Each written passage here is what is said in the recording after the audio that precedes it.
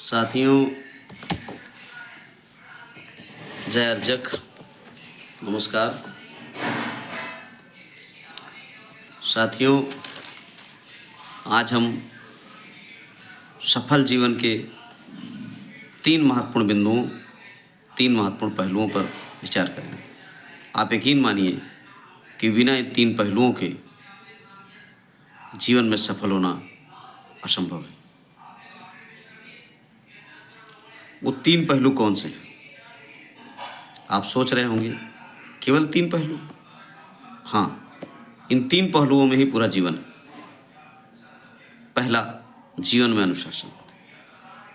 साथियों, अनुशासन दो तरह का, एक आंतरिक अनुशासन, एक बाह्य अनुशासन। आंतरिक अनुशासन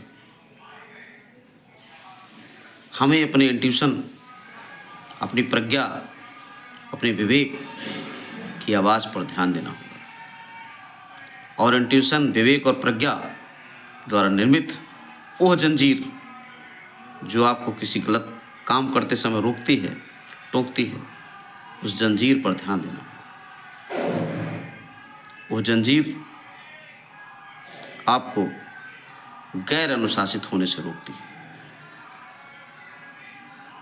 और जहां वो रोकती है वहां आपको रुकना चाहिए और ध्यान देना चाहिए कहाँ वो रोकती है।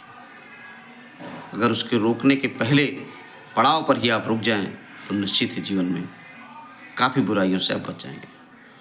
दूसरी, आंतरिक अनुशासन में जो महत्वपूर्ण चीज़ है, और आंतरिक अनुशासन में और जीवन के अनुशासन में जो सबसे ज़्यादा समस्या उत्पन्न करती है, वो है हमारे संवेग। जब हमारे संवेग आते हैं, क्रोध, लोभ, मोह, घृणा, प्रेम, तो ये इतना अटपटा कार्य शरीर से करवा लेते हैं, इतना मूर्खतापूर्ण कार्य करवा लेते हैं, बाद में आप सोचते हैं कि मैंने ही किया है। तो साथियों, जीवन में अनुशासन के एक बहुत बड़ा अंग है भावनात्मक प्रबंधन। अपनी भावनाओं को अपनी प्रज्ञा के नियंत्रण में रखना। जब आप अपनी भावनाओं को अपनी प्रज्ञा के नियंत्रण में रखने में सफल हो जाते हैं तो निश्चित ही आप आवेगों के बल पर, आप भावनाओं के बल पर निर्णय नहीं लेते। आप अपने विवेक से, अपनी प्रज्ञा से बहुत सूझबूझ कर निर्णय लेते हैं, और सूझबूझ कर लिए गए निर्णय, प्रज्ञा के आधार पर लिए गए निर्णय ही आपको सफल बना सकते हैं। क्योंकि आवेगों में लिए गए निर्णय क्षणिक निर्णय होते हैं जो बाद में नशे के उतर जाने के समान विस्मृत हो जाता है और व्यक्ति उनसे हट जाता है। तो हमें जीवन में भावनात्मक प्रबंधन सीखना होगा। हमें अपनी भावनाओं को नियंत्रण में रखने का अभ्यास करना होगा। बार बार घृणा, बार बार क्रोध जैसे कुछ अटपटे भाव मन में आएंगे, लेकिन हमें उनको नियंत्रण रखना होगा। क्योंकि अगर हम आवेगों और संवेगों के बस में चले गए तो पशुओं से जो हमारा अंतर है वो खत्म हो जाएगा। क्योंकि पशु संवेगों पर जीवन जीते हैं और मनुष्य विवेक पर। तो हमें सफल मनुष्य बनना है तो निश्चित ही भावनात्मक प्रबंधन सीखना होगा। हमें अपने लोभ, अपने मोह, अपने क्रोध, अपने घृणा, ईर्ष्या, डाह जैसे जो पापपूर्ण भावनाएं हैं, जो दुर्गुण हैं, उन पर नियंत्रण बनाना ही होगा। जब तक इन पर आप नियंत्रण नहीं करेंगे, निश्चित ही आप सफल नहीं हो सकते। क्योंकि किसी न किसी मोड़ पर आप किसी न किसी दुर्गुण के शिकार होकर अपनी सफलता को खो बैठेंगे। तो साथियों, आंतरिक अनुशासन जीवन में बहुत जरूरी है। दूसरा, बाह्य अनुशासन। बाह्य अनुशासन में हमारी नित्य क्रिया संबंधी कार्य, दैनिक कार्य, हमारा खाना, हमारा सोना, हमारा उठना, हमारा बोलना, हमारा चलना, सब कुछ मायने रखता है, सब कुछ अनुशासित होना चाहिए। बाह्य अनुशासन का दूसरा जो रूप है वो वाणी का अनुशासन। वाणी का अनुशासन बहुत जरूरी है। कहाँ बोलना है, कितना बोलना है, और कहाँ नहीं बोलना है और कितना नहीं बोलना है, ये पता होना चाहिए। जहाँ तक हो सके कम बोलें, नाप तोल कर बोलें, क्योंकि वाणी ही आपकी योग्यता, आपकी क्षमता, आपके गुणवान होने का। बाह्य अनुशासन में एक और आपको इंद्रिय अनुशासन भी रखना है, क्योंकि आपकी इंद्रियां बहुत चंचल होती हैं, बहुत कुछ देखना चाहती हैं जो उनको अच्छा लगता है, बहुत कुछ सुनना चाहती हैं जो उनको अच्छा लगता है। और निश्चित ही मानिए जिसमें बड़े मज़े आते हैं, आनंद नहीं, जिसमें मज़ा आता है, मज़ा और आनंद में अंतर है। जिसमें बहुत मज़ा आता है वो निश्चित ही आपकी सफलता में बाधक है, क्योंकि सफल होने के लिए ये मज़ा वाली चीज़ें आपको छोड़नी है। निश्चित ही ये मज़ा वाली चीज़ें आपको अपने लक्ष्य से भटकाती हैं, क्योंकि जो लक्ष्य के पूर्ण होने का आनंद है उस क्षणिक मज़ों में, क्षणिक मज़े में कहीं ना कहीं बाधित हो जाता है। जीवन का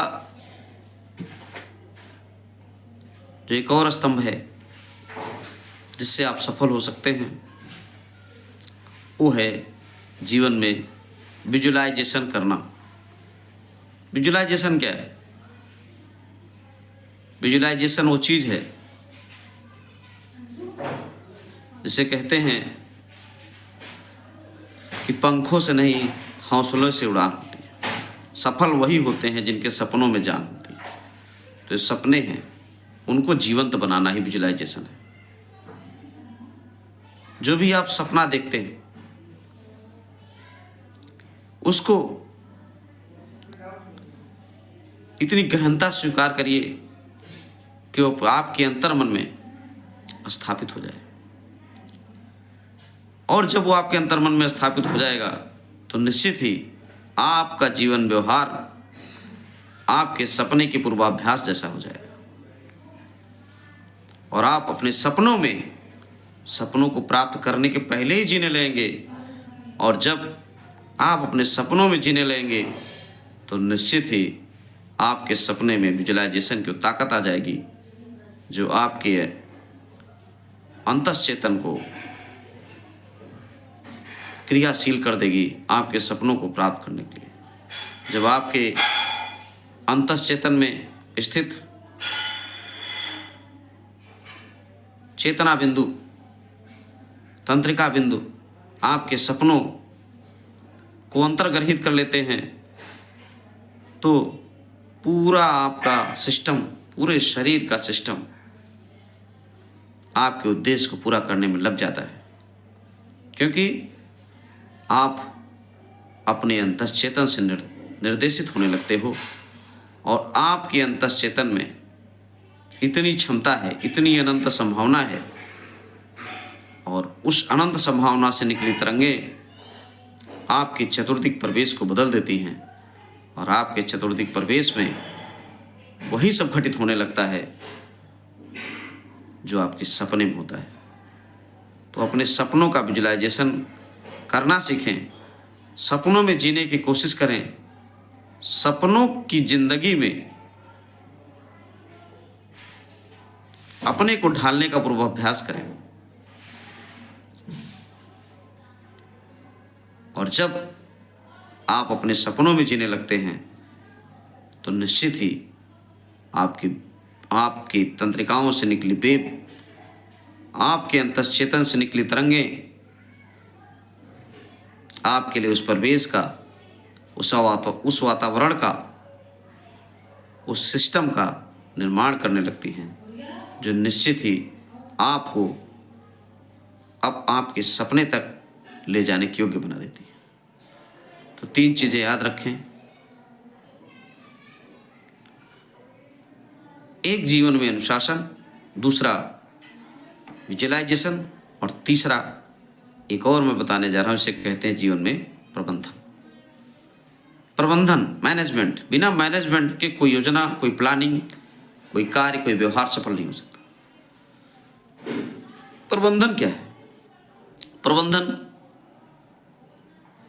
आपके इर्द गिर्द जो भी प्राप्त है आपको, यहां तक कि समय भी, उनका कुशलतम प्रयोग करना ही प्रबंधन है। अपने सपनों के लिए, अपने जीवन के लिए उनका कुशलतम प्रयोग कर लेना प्रबंधन है। प्रबंधन वस्तुओं का हो सकता है, प्रबंधन समय का हो सकता है, प्रबंधन पैसे का हो सकता है। किस वस्तु का कहाँ प्रयोग करना है, कहाँ उचित और कुशल प्रयोग करना है, और कहाँ कौन सी वस्तु होनी चाहिए, कहाँ कौन सी वस्तु नहीं होनी चाहिए, एक प्रकार का प्रबंधन है। दूसरा जो सबसे महत्वपूर्ण प्रबंधन वो है समय का प्रबंधन। समय का प्रबंधन जीवन का सबसे महत्वपूर्ण पहलू है। जिसने समय का प्रबंधन नहीं सीखा उसने जीवन में कुछ नहीं सीखा। समय का प्रबंधन 3 तरीके का होता है। एक होता है अल्पकालिक, उसमें दैनिक प्रबंधन भी आता है और साप्ताहिक प्रबंधन भी आता है। हम दैनिक, साप्ताहिक और मासिक समय प्रबंधन करके चलते हैं। इतने दिन में हमें ये कर लेना है, इतने दिन में हमें ये कर लेना है, इतने दिन में हमें ये कर लेना है। और जब कोई दैनिक प्रबंधन करता है तो उसे सुबह ये पता होता है कि आज क्या करना है। वो निश्चित ही किंग कर्तव्य विमूढ़ नहीं होता और अपने उद्देश्य पर तुरंत लग जाता है। एक होता है दीर्घकालिक प्रबंधन, 10 साल बाद, 5 साल बाद, 15 साल बाद। और जो दीर्घकालिक प्रबंधन होता है, वहां तक पहुंचने की सीढ़ियां अल्पकालिक प्रबंधन होते हैं। तो अगर हम अपने अल्पकालिक प्रबंधन को अपने दीर्घकालिक प्रबंधन से जोड़ पाएं तो निश्चित ही, अगर अल्पकालिक समय प्रबंधन और दीर्घकालिक समय प्रबंधन आपस में जुड़ जाएं तो निश्चित ही आप बड़े लक्ष्य को प्राप्त कर सकते हैं।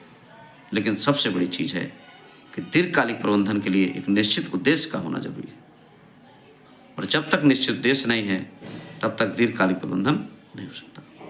तीसरी प्रबंधन में जो तीसरी बात है वो पैसे का प्रबंधन। सबसे महत्वपूर्ण प्रबंधन, अगर कोई पैसे का प्रबंधन सीख जाए तो उससे बड़ा सफल आदमी कोई नहीं बन सकता, क्योंकि दुनिया में वही बड़ा है जिसके पास पैसा है। पैसे का प्रबंधन सबको सीखना चाहिए। पैसे का प्रबंधन सीखने के लिए आपको पैसे के प्रबंधन के गुरुओं से मिलना होगा, वो एक अलग विषय है। लेकिन पैसे का प्रबंधन करने के लिए ये जरूरी है कि अपने बुनियादी खर्च के अलावा जो भी पैसा बचता है उसका निवेश किया जाए। कहने का मतलब, पैसे को अपने नौकर की तरह पालें, पैसे को ही मालिक न बनने दें। पैसा अगर आपका नौकर हो गया, पैसा आपको अगर कमा कर देने लगा तो निश्चित ही आप सफल हो जाएंगे। साथियों, आज इतना ही। बहुत बहुत धन्यवाद। जय जगत।